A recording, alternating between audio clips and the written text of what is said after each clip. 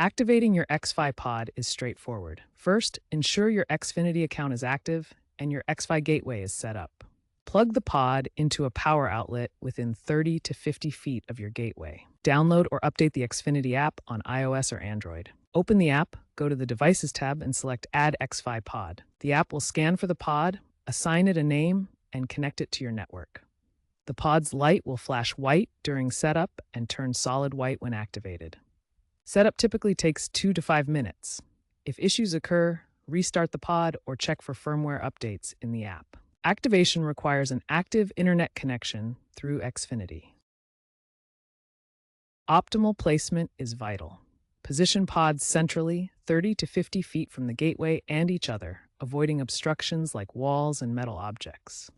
Use the Xfinity app's signal strength indicator to find the best spots. For multi-story homes, place pods on the same floor or use Ethernet backhaul for faster speeds. Xfi pods create a mesh network for seamless device roaming. The gateway acts as the main hub, and pods act as satellites, using the same SSID and password. The app configures the mesh automatically, distributing bandwidth evenly. If speeds drop, reboot the pods or use the app's optimized network feature.